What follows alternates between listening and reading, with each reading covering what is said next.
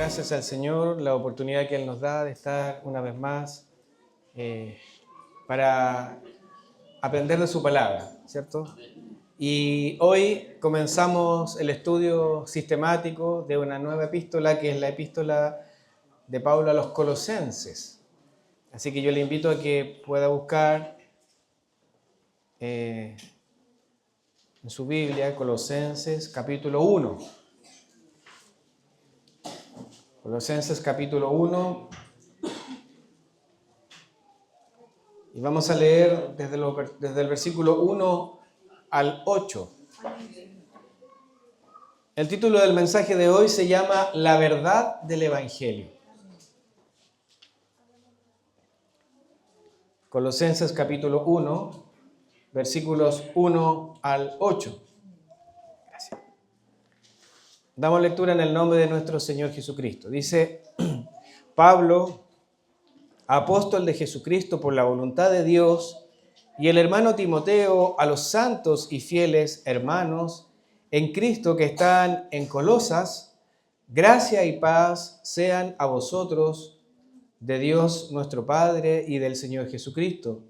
Siempre orando por vosotros, damos gracias a Dios, Padre de nuestro Señor Jesucristo, habiendo oído de vuestra fe en Cristo Jesús y del amor que tenéis a todos los santos, a causa de la esperanza que os está guardada en los cielos, de la cual ya habéis oído por la palabra verdadera del Evangelio, que ha llegado hasta vosotros, así como a todo el mundo, y lleva fruto y crece también en vosotros, desde el día que oísteis y conocisteis la gracia de Dios en verdad, como lo habéis aprendido de Epafras, nuestro consiervo amado, que es un fiel ministro de Cristo para vosotros, quien también ha dado vuestro amor en el Espíritu. Vamos a orar al Señor para pedirle que Él nos acompañe en el estudio de esta epístola durante esta mañana y durante los meses que vamos a pasar sumergidos en la Escritura estudiando la carta de los Colosenses. Amado Dios, te damos gracias por tu amor, por tu misericordia, por la posibilidad de estar nuevamente convocados para poder estar en un culto de adoración a tu nombre, pero en especial para poder sumergirnos en el estudio de tu palabra. Señor, cuánta riqueza podremos encontrar, cuánta enseñanza podremos sacar de esta carta, Señor, tú lo sabes. Queremos que venir ante ti con un corazón dispuesto, Señor, con un corazón enseñable. Señor amado, ayuda a que nuestra mente, nuestro corazón estén solamente sometidos a lo que tu palabra nos quiere enseñar. Bendice a cada uno de mis hermanos y bendice al expositor para que pueda también hablar con claridad lo que tu palabra expresa. Te lo pedimos humildemente en el nombre de Jesús. Amén.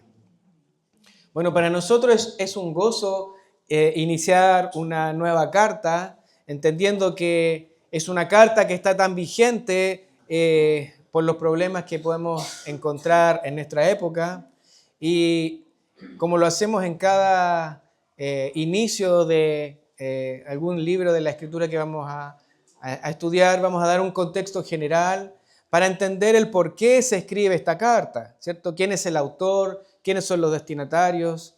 Y la causa por la cual se escribe. Por los primeros versos, ¿cierto? Entendemos que quien escribe la carta es Pablo, ¿cierto? Y se la escribe a sus hermanos de la localidad de Colosas, ¿ya?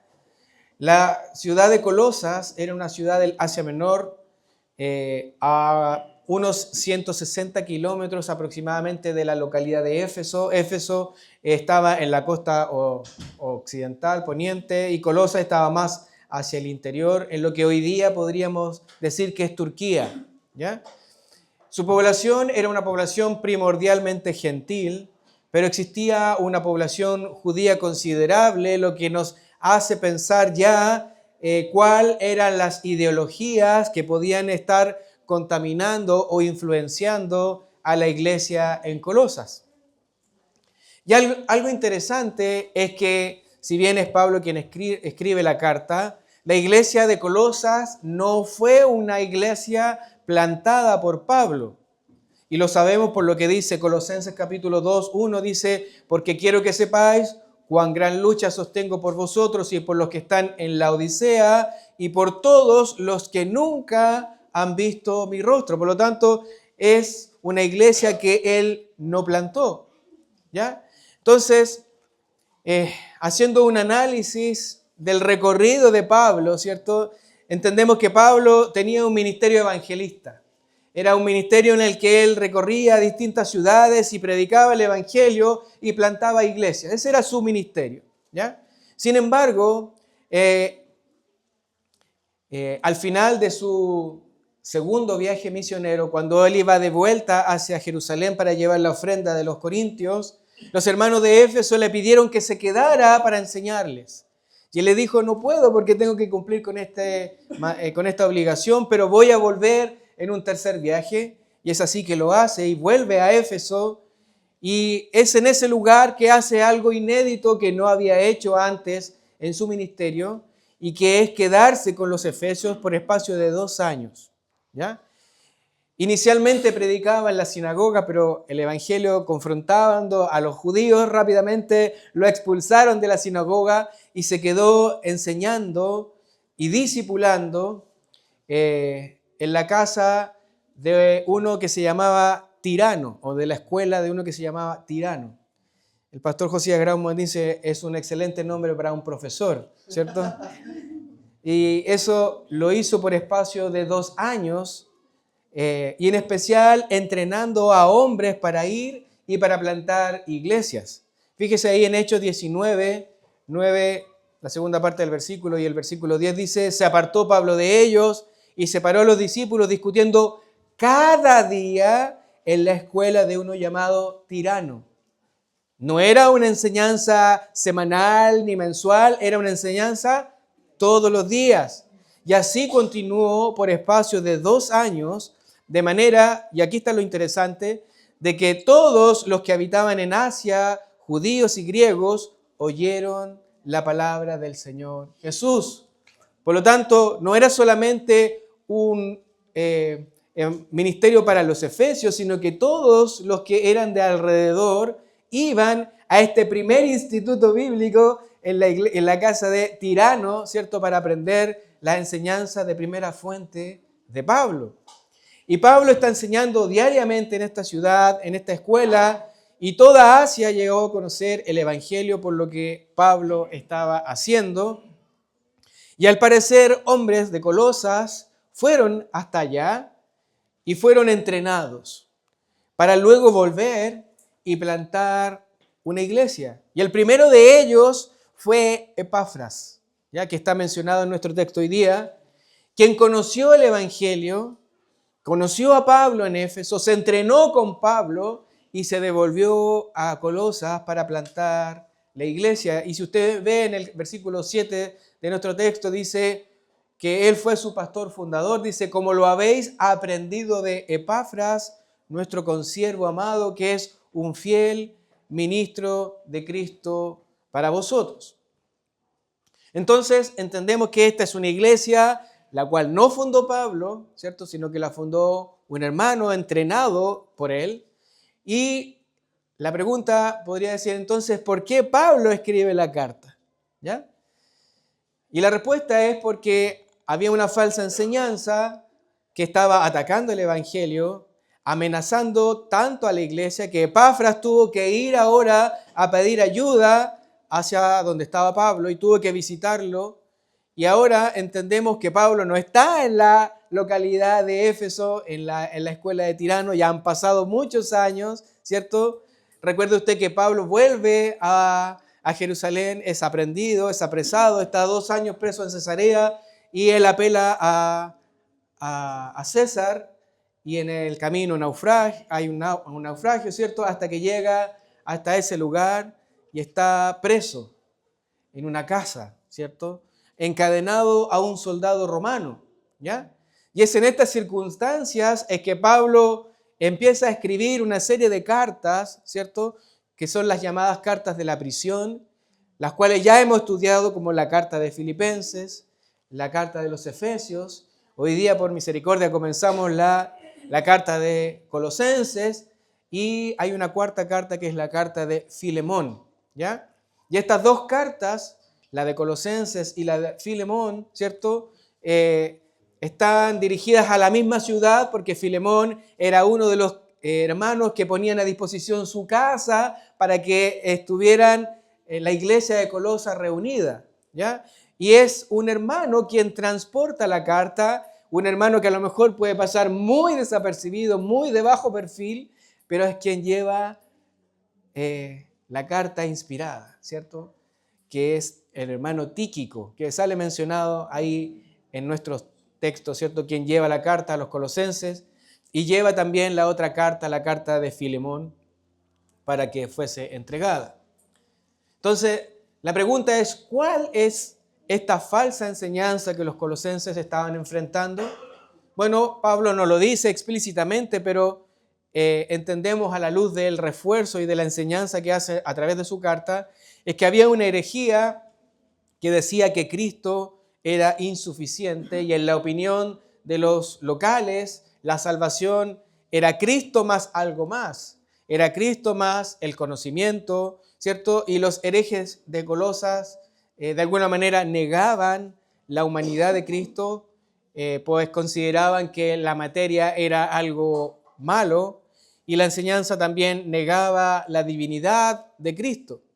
Por lo tanto, aunque la herejía colosense tenía muchos matices, ¿cierto? Muchos elementos diversos, en su esencia la herejía era la negación de la suficiencia de Cristo para la salvación.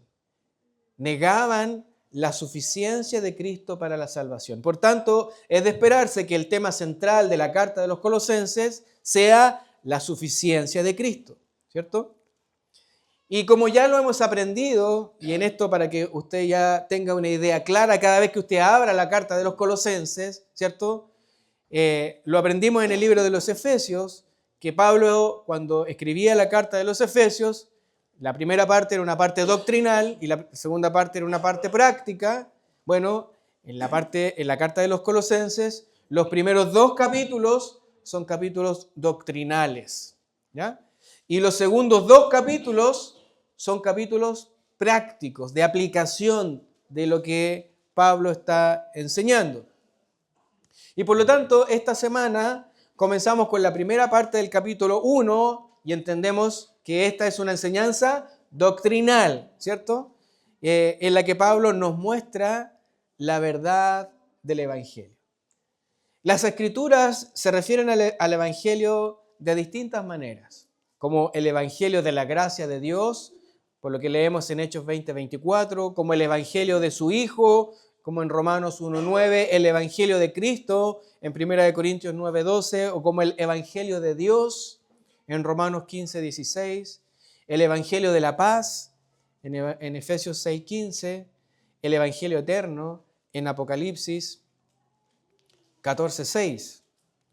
También se le llama la palabra verdadera, como en Colosenses 1:5, o la palabra de verdad, como en Efesios 1:13. Por lo tanto, de estas dos palabras, ¿cierto? Evangelio y verdad, surge este concepto o esta frase que es la verdad del Evangelio para que las personas puedan resaltar la credibilidad del Evangelio.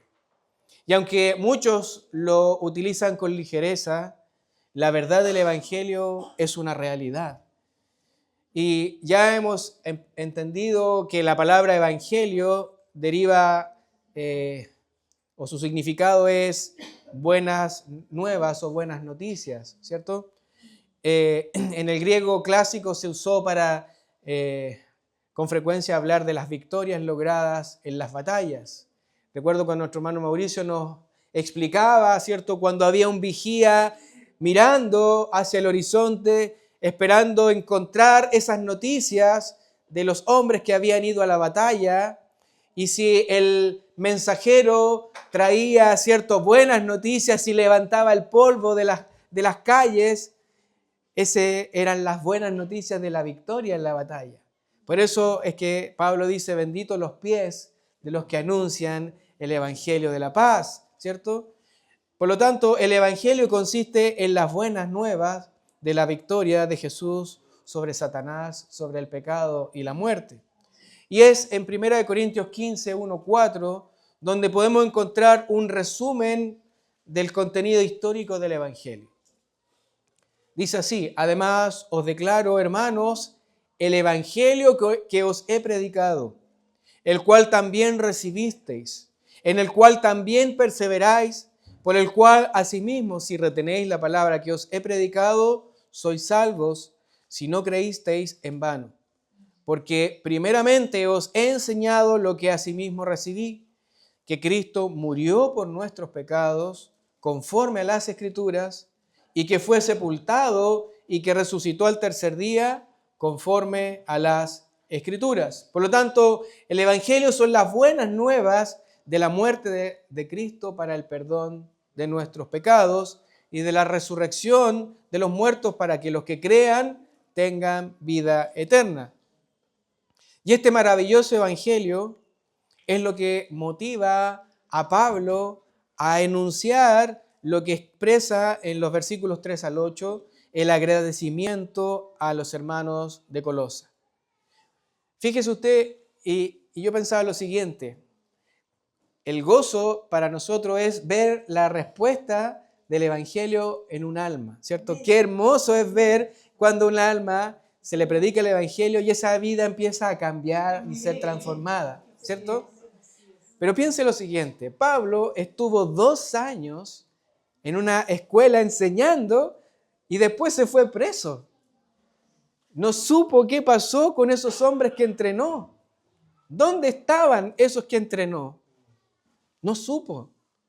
Entonces, imagínese usted el gozo que debe haber sido para Pablo recibir a Epafras ahora, que viene con las buenas noticias de que en ese lugar donde él había plantado una iglesia, había un grupo de hombres y de mujeres, ¿cierto?, que habían aceptado el Evangelio del Señor. Pablo está feliz del informe que trae Epafras, de los efectos del verdadero Evangelio en los hermanos de Colosa, y expresa su gratitud al saber que escucharon el Evangelio y que éste produjo fruto en la vida de cada uno de ellos. Y vemos que después del saludo, ¿cierto?, de la salutación que tenemos en los primeros 2 versículos, Pablo sugiere 5 aspectos acerca del Evangelio. Número 1, la verdad del Evangelio se recibe por fe. Eso está en los versículos 3 y 4. La verdad del Evangelio produce amor. Está en el versículo 4 en su segunda parte. Número 3, la verdad del Evangelio permanece en la esperanza. Versículo 5. Y número 4, la verdad del Evangelio produce fruto. Y finalmente, el punto número 5 es: la verdad del Evangelio es anunciado por las personas. 5 puntos vemos en este texto. Los voy a repetir: la verdad del Evangelio se recibe por fe, la verdad del Evangelio produce amor, la verdad del Evangelio permanece en la esperanza, la verdad del Evangelio produce fruto y la verdad del Evangelio es anunciado por las personas. Y antes de entrar a nuestro primer punto, ¿cierto?, vemos la salutación de Pablo cuando dice: Pablo, apóstol de Jesucristo por la voluntad de Dios, y el hermano Timoteo, a los santos y fieles hermanos en Cristo que están en Colosas, gracia y paz sean a vosotros de Dios nuestro Padre y del Señor Jesucristo. Pablo se identifica a sí mismo como apóstol de Jesucristo, como dando a entender la fuente de su autoridad. No es un apóstol autoimpuesto, no es por voluntad propia. Ya hemos visto en otras ocasiones el llamado de su apostolado, como el Señor Jesucristo se apareció en el camino de Damasco y siendo él, como él mismo lo describe, como un abortivo, ¿cierto?, como el último de los apóstoles, es que reciben el llamado a ser su apóstol, ¿cierto? Y en esta carta menciona a su amado hijo espiritual Timoteo, ¿cierto? Que estaba acompañando a Pablo en sus prisiones, como dice el hermano Mauricio, en las buenas, en las malas y en las mojadas, ¿cierto? Y la verdad es que Timoteo siempre estuvo ahí apoyando a Pablo. Y enuncia a los destinatarios, fíjese cómo menciona a los colosenses como los santos y fieles. No son dos grupos diferentes, no son los santos y los fieles, sino que son el mismo grupo, santos, apartados del pecado para Dios, y fieles, que es el origen de esa separación, que es la fe para la salvación.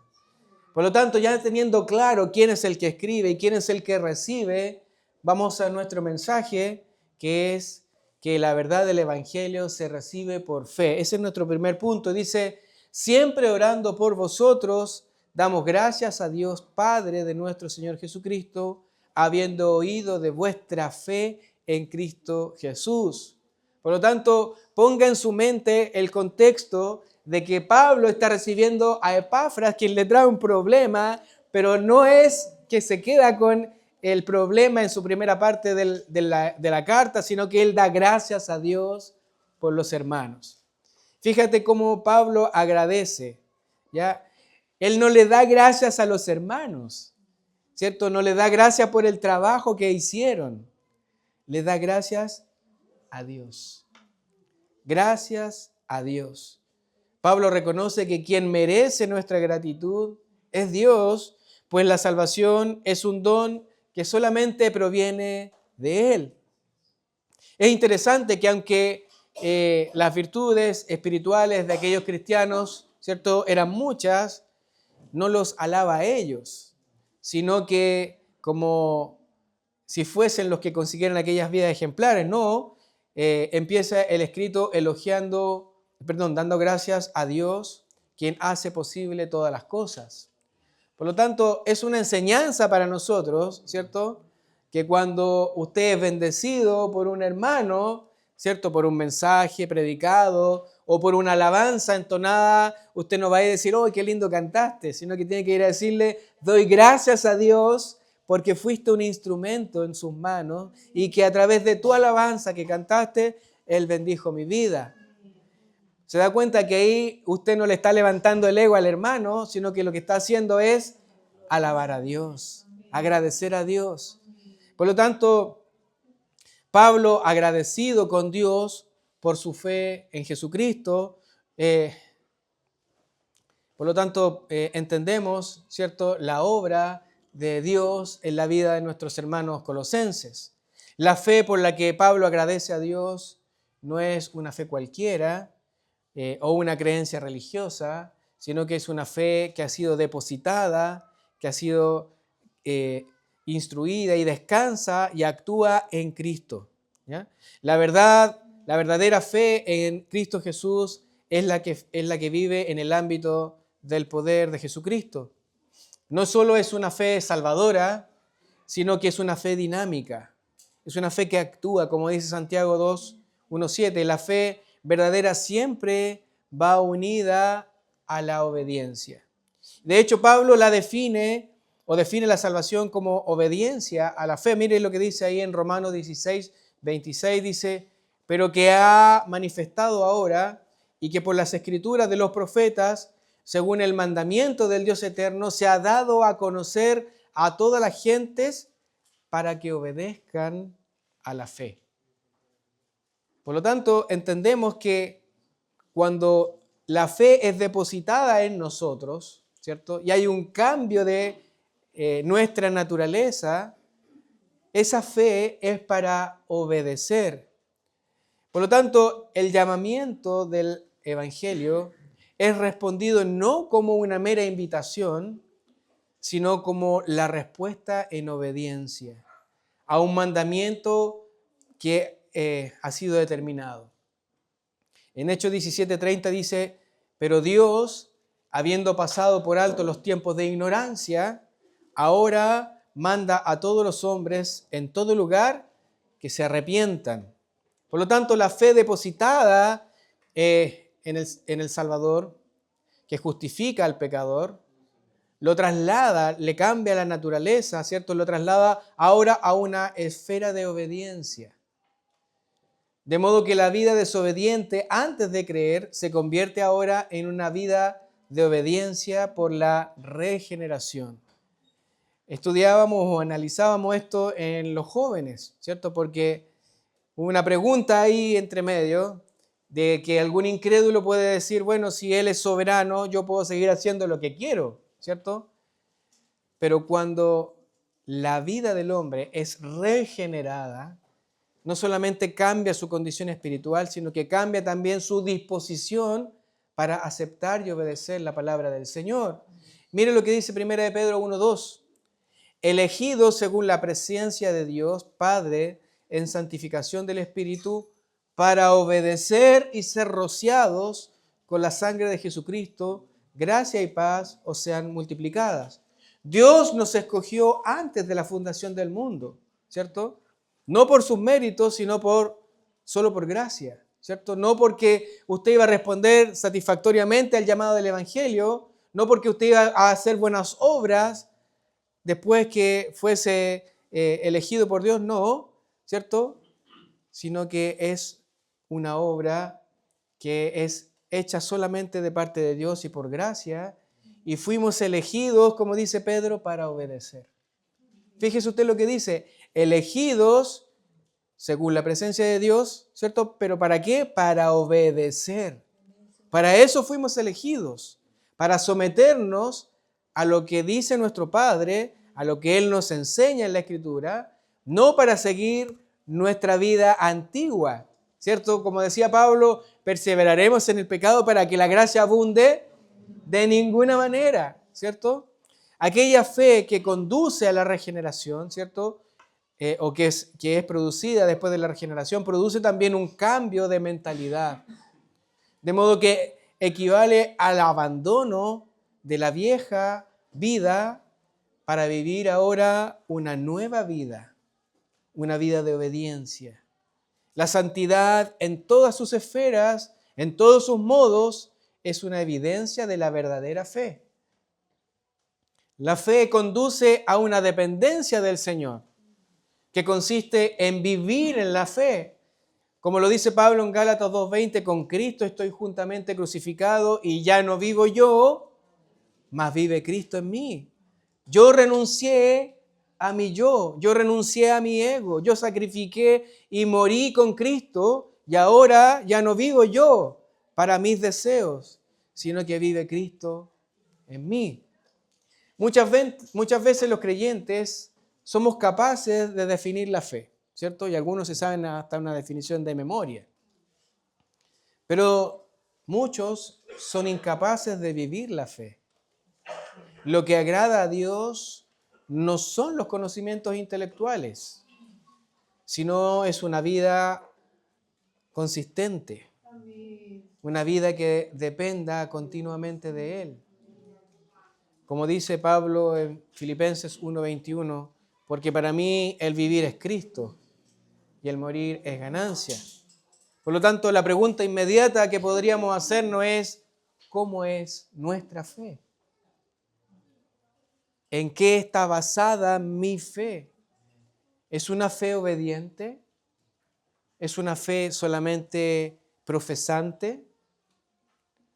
Tal vez alguien me podría decir, hermano, yo he hecho 2 veces fundamentos de la fe, así que la tengo bien fundamentada. No, ¿cierto? No se trata de eso, sino que se trata de en quién tenemos fundada nuestra confianza y qué hacemos con lo que sabemos, porque ahora ya no podemos pasar por ignorantes, ¿cierto? Sino que ahora sabemos y tenemos el conocimiento de la verdad. Ahora, ¿qué vas a hacer ahora con ese conocimiento? ¿Vas a obedecer?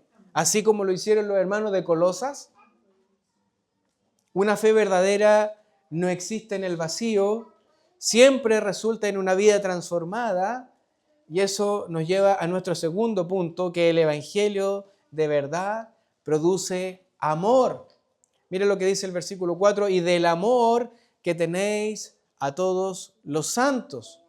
Uno de los frutos visibles y firmes de la verdadera fe salvadora es el amor por los hermanos creyentes.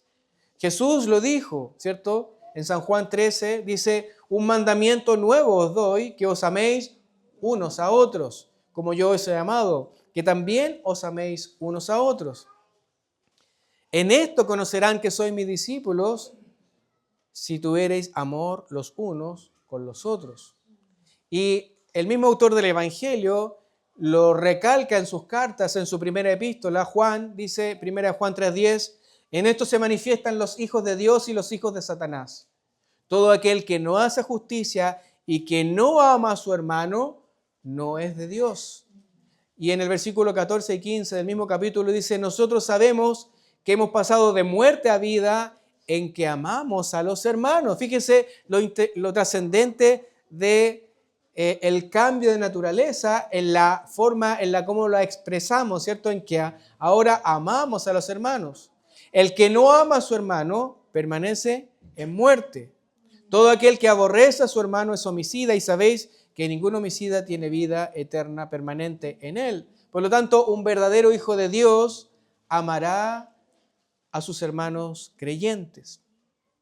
Y en ese contexto es que Pablo agradece a Dios, ¿cierto? Por lo que está recibiendo de Epafras, ¿cierto? De sus hermanos colosenses, quienes amaban sin excepción de persona a los hermanos de Colosa. No habían grupos partidistas, como sí lo había en Corinto, por ejemplo. Ese amor produjo la unión con Cristo, pero también había una unión horizontal con los hermanos.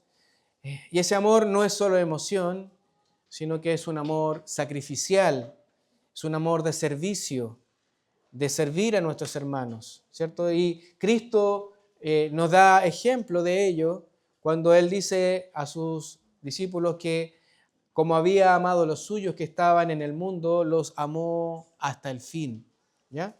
Luego demostró su amor lavando los pies de sus discípulos. Ahora, la pregunta para nosotros es cómo lo hacemos nosotros de manera práctica. Bueno, Pablo lo enseña en distintas partes, cómo debe ser nuestro amor de servicio, nuestro amor sacrificial. Por ejemplo, vemos ahí la enseñanza para los maridos, ¿cierto? Que ya lo hemos repetido muchas veces en las reuniones matrimoniales. En Efesios 6:4, amad a vuestras mujeres, así como Cristo amó a la iglesia y se entregó a sí mismo por ella. Efesios 5:22. Y de la misma forma lo hace en la instrucción a los hijos en Efesios 6:4. Por lo tanto, la vida cristiana tiene dos facetas, ambas cruciales, la fe y el amor. El verdadero creyente se caracteriza por la fe pura en la verdad y la manifestación del amor hacia sus hermanos. Somos salvos por la fe, pero somos salvos para amar. La pregunta es, ¿cómo está tu amor sacrificial por tus hermanos? Y te pido que no mires al otro lado del salón, no mires tan lejos, más allá, ¿cierto? Sino que mira al que está a tu lado. Tal vez tú no vas a hacer grandes sacrificios, ¿cierto? Tú no vas a poner tu vida por otro, ¿ya? Pero sí puedes sacrificar otras cosas. Tal vez puedes sacrificar tu tiempo de comodidad. Tal vez puedes sacrificar tus minutos de descanso. Puedes sacrificarlos para aconsejar. Puedes sacrificarlos para acompañar. Puedes sacrificarlos para estimular. Puedes sacrificarlos para escuchar. Pero muchas veces nos sentimos más cómodos, ¿cierto?, en nuestra zona de confort. Y no miramos más allá del que necesita y que está a nuestro lado. El esposo necesita escuchar a su esposa y la esposa necesita escuchar a su esposo. El padre necesita aconsejar a sus hijos y sus hijos deben comunicarse con sus padres. Tu hogar es la primera iglesia, hermano. Por lo tanto, ahí está tu hermano, al que debes mostrar este amor sacrificial. Pero no solo fe y amor, la tríada de Pablo incluye un tercer punto, que es la esperanza, que dice, a causa de la esperanza que os está guardada en los cielos, de la cual ya habéis oído por la palabra verdadera del Evangelio. La esperanza es uno de los componentes de la gran tríada de virtudes cristianas junto con la fe y el amor. Y lo leemos en 1 Corintios 13:13 cuando dice, y ahora permanecen la fe, la esperanza y el amor, estos tres, pero el mayor de ellos es el amor. Por lo tanto, la fe y la esperanza están unidos y son inseparables y creemos y por lo tanto esperamos, ¿cierto? La esperanza que está guardada, dice nuestro texto, y guardada viene de la palabra apokimai, que significa reserva, significa algo que está guardado o reservado. Y Pedro nos habla de una herencia incorruptible, incontaminada, inmarcesible, reservada en los cielos para vosotros. La esperanza es el ancla del cristiano que lo une de manera inseparable al trono de Dios. Dios estableció nuestra esperanza al hacernos sus hijos. Y los colosenses se hicieron hijos de Dios por la fe en el mensaje de la palabra de verdad, del Evangelio que había escuchado Epafras y que lo llevó hasta esa ciudad y pudieron conocer la verdad. Bueno, pero ¿cuál es nuestra esperanza? Esa sería una pregunta que podríamos hacernos, ¿cierto? ¿Cuál es nuestra esperanza? Bueno, como creyentes creemos que Él cumplirá nuestra esperanza de hacernos como su Hijo. En 1 Juan 3:2 dice, amados, ahora somos hijos de Dios y aún no se ha manifestado lo que hemos de ser.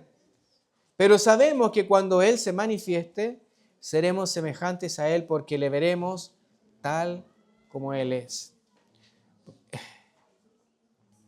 Tal vez alguien podría decir, es que, hermano, yo lucho con mi pecado y me entristece fallarle al Señor. Bueno, nuestra esperanza es que si somos hijos verdaderos, es que seremos transformados, seremos liberados de este cuerpo pecaminoso para ser semejantes a Él. Estamos continuamente luchando con el pecado, ¿cierto? En nuestra naturaleza caída, remanente, aún lucha con el pecado. ¿Y cuál es nuestra esperanza? Bueno, que un día seremos como Él es, liberados de este cuerpo pecaminoso. Eso nos alienta para no ser como el mundo. El cristiano ahora está dispuesto a despojarse de la gloria presente, de su comodidad y satisfacción que el mundo le puede ofrecer.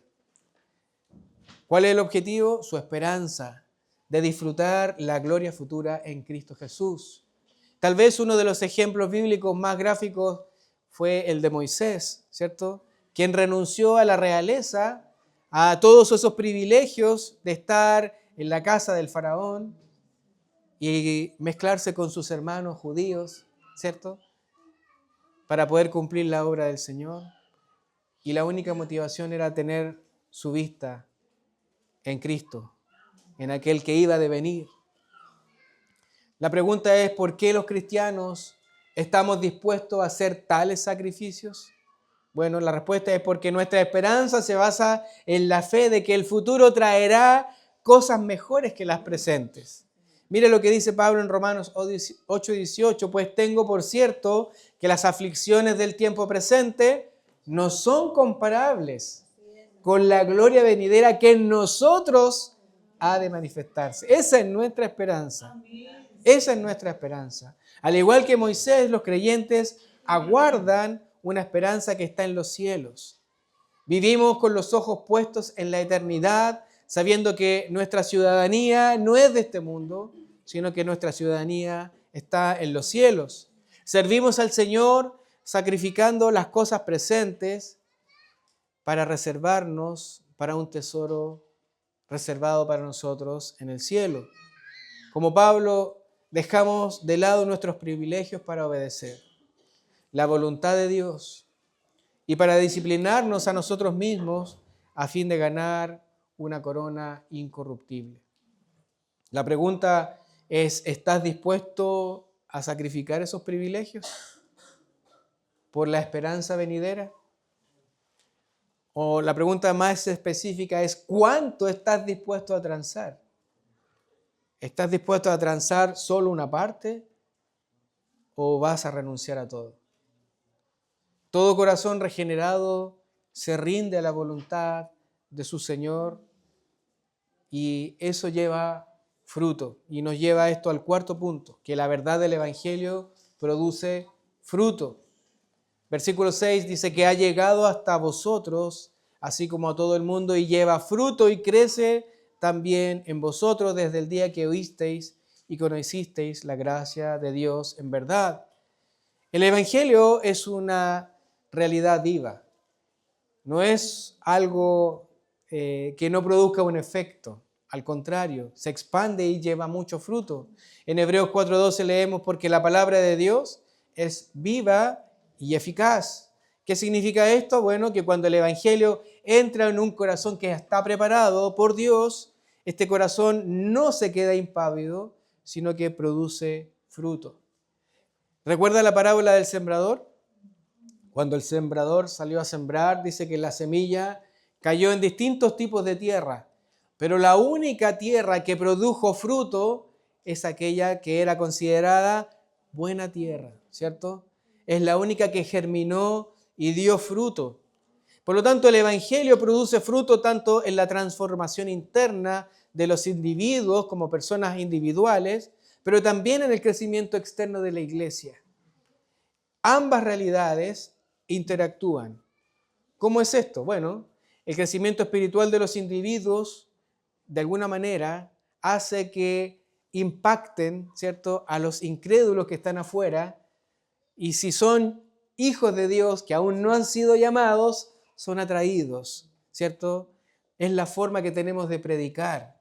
No siempre predicamos con un mensaje, muchas veces predicamos con nuestros actos, ¿ya? Y esa era la norma de la iglesia primitiva. Mire, en Hechos 9:31 dice, entonces las iglesias tenían paz por toda Judea, Galilea y Samaria, y eran edificadas, andando en el temor del Señor. ¿Cómo andaban?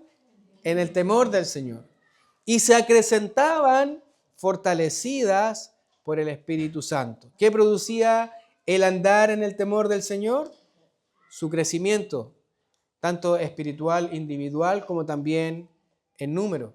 Por lo tanto, el Evangelio viviente es el poder que transforma, y al hacerlo, el testimonio de estas vidas transformadas lleva fruto, trayendo a nuevos creyentes o atrayendo a nuevos creyentes. Así que a medida que el Evangelio produce fruto en la vida de los individuos, su poder de influencia se acrecienta. Ahora, hay que considerar, hacer una distinción o una salvedad. No es que tu comportamiento ni tus actos vayan a generar un efecto positivo en otro, sino que es solo Dios, ¿cierto?, que ha regenerado el corazón de otro, en la cual tú vas a predicar de esta forma, es que va a ser atraído hacia Dios.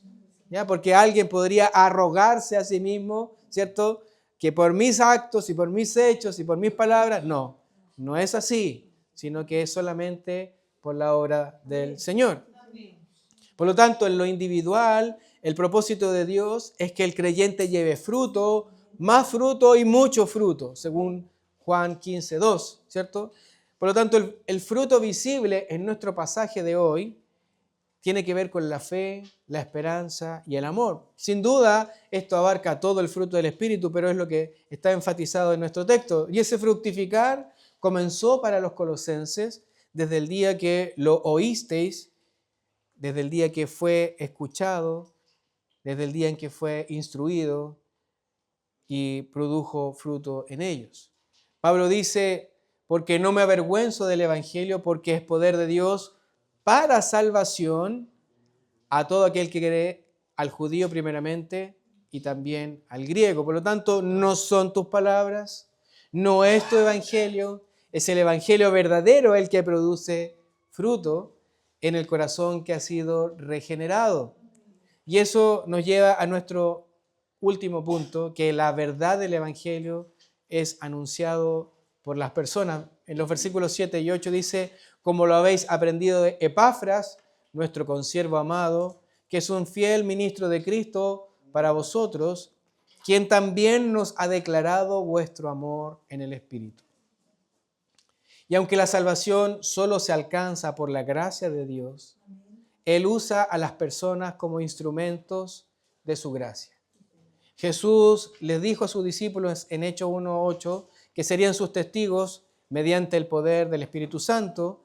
Y en 1 Corintios 1:21 dice, pues ya que en la sabiduría de Dios el mundo no conoció a Dios mediante la sabiduría, agradó a Dios salvar a los creyentes por la locura de la predicación. ¿Te das cuenta, mi querido hermano, que en esto se conjuga todo? Se conjuga la gracia de Dios, se conjuga la soberanía de Dios, se conjuga el amor de Dios, porque en términos evangelísticos, el pragmatismo del hombre queda totalmente obsoleto y derribado, porque no es a la manera del hombre, sino que es a la manera de Dios. Es a través de la locura de la predicación. ¿Pero qué voy a ir a hablarle a mi jefe, hermano? Daniel, ¿se le ocurre? ¿Cómo voy a hablar al hermano? Es a la manera de Dios. No son tus palabras. Es la verdad del Evangelio. Y que será eficaz solamente en un corazón que ha sido regenerado. ¿Cómo sé yo si ese corazón está regenerado? No lo podemos saber, ¿cierto? Y ahí está la gracia, en que usted tiene que predicarle a todos, porque solamente Dios es el que hace el cambio de la naturaleza. Y es ahí donde tú juegas un papel trascendental en el proceso utilizado por Dios. Mira cómo lo dice Pablo en Romanos 10:14. ¿Cómo pues invocarán a aquel en el cual no han creído? Se refiere a un incrédulo, ¿cierto? ¿Cómo pueden invocar a alguien en el cual no han creído? ¿Y cómo creerán en aquel de quien no han oído? Y la última pregunta, ¿y cómo oirán sin haber quien les predique? Bueno, ahí estás tú. Ahí estoy yo. Esa es tu misión. Predicar, predicar, predicar. Y como vimos en la introducción, Epafras trajo las buenas nuevas de la gracia de Dios a la localidad de Colosas. Él fue el que trajo estas buenas noticias, ¿cierto? Y fue quien las anunció.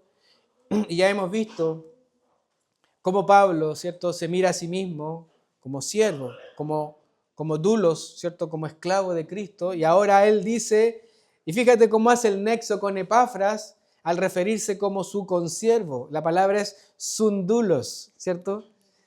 Dice, es su consiervo y fiel ministro de Cristo para nosotros. Pablo relaciona su ministerio con Epafras, ¿cierto? Epafras era su representante en Colosas y contaba con su autoridad y con la autoridad del Señor para predicar el Evangelio. Y por lo tanto ahora, Pablo, estando encarcelado en Roma, no podía ir a Colosas, pero sí podía hacerlo Epafras para actuar en su nombre. Pablo reconocía y asumía lo que era, el apóstol enviado a los gentiles, pero no dejaba de reconocer a Epafras como un siervo de Cristo, ¿cierto? Los grandes suelen despreciar muchas veces en el mundo a los más pequeños, pero eso no ocurre en el medio del pueblo de Dios. Somos todos esclavos de nuestro Señor Jesucristo, ¿cierto? No hay uno más grande, sino que somos todos a la misma altura. Por lo tanto, fíjese cómo le dice, además de consiervo, un ministro fiel.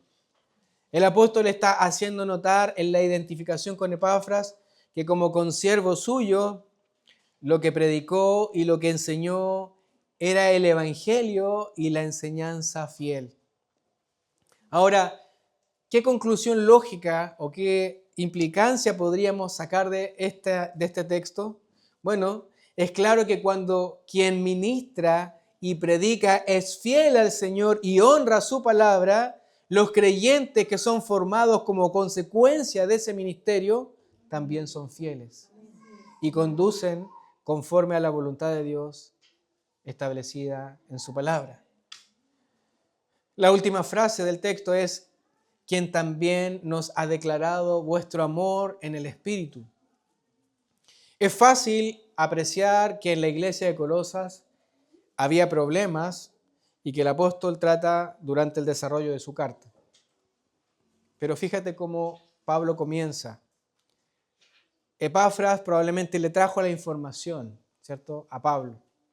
Pero Epafras no se centró en las cosas negativas, sino que se centró en lo firme, en lo positivo de los creyentes, informándole al apóstol que los hermanos manifestaban un verdadero amor procedente y generado en ellos por el Espíritu de Dios en sus vidas.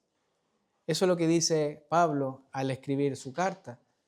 Por lo tanto, Dios nos concede ahora el maravilloso privilegio y la seria responsabilidad de ser sus representantes en la proclamación del Evangelio de su gracia. ¿Qué pasaría si te negaras a proclamar el Evangelio de Cristo? El Evangelio de verdad. Bueno, el apóstol Pablo relata su misión apostólica en 1 Corintios 9 y hace un énfasis al final cuando dice, pues si anuncio el Evangelio, no tengo por qué gloriarme, porque me es impuesta necesidad.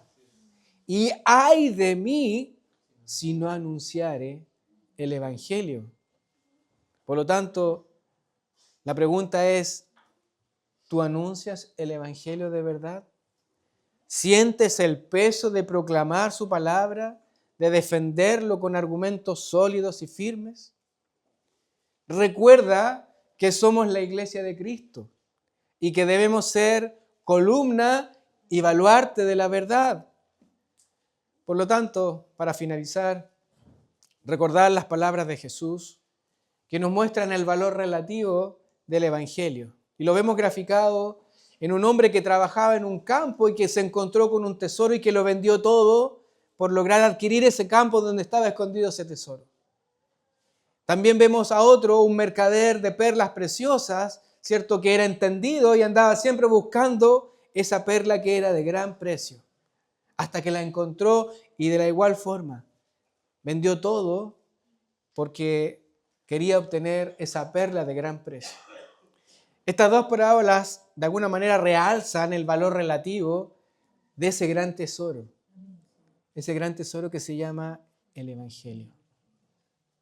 Esa gran noticia que puede cambiar la vida de una persona, un antes y un después de ese evento, en que el Evangelio de verdad llega a tu vida y te traspasa como una espada de dos filos y tú no te puedes quedar indiferente y debes tomar una decisión. Lo dejas todo, lo vendes todo. Vendes aquello que creías que era importante para ti. Renuncias a tu yo, renuncias a tu ego, a tus privilegios, a eso que el mundo te ofrece y ahora te transformas en un esclavo de tu Señor, en su servidor incondicional. Tal vez más de alguno en esta mañana piensa, yo no he hecho eso. Yo no he renunciado. Aún sigo una vida terrenal que me quita mucho, que me quita tiempo, que me absorbe, que distrae mi mirada, que me hace pecar. Mi hermano querido, el Evangelio te pide todo. Te pide todo y tal vez hoy debes tomar tu decisión. ¿Sigues abrazado a este mundo? ¿Sigues abrazado a tu sistema? ¿Sigues abrazado a tu pecado? ¿O te arrepientes? Y arrepentirse significa soltar el pecado para abrazar a Cristo. No puedes abrazar a Cristo y abrazar al pecado a la misma vez. Tienes que renunciar. Tienes que dejar todo por seguir el Evangelio. Tenemos al mejor abogado. Solamente tienes que venir en arrepentimiento y fe. Es nuestro gran sumo sacerdote que se compadece en todo de nuestras necesidades. Podemos venir a Él en oración y pedir perdón. Esa es la dulzura del Evangelio. El saber que somos perdonados El saber que podemos venir con nuestros pecados delante de Él y obtener perdón para nuestras almas cuando venimos con un corazón sincero. Ese es el mensaje para esta mañana. Vamos a orar al Señor para dar gracias por su palabra.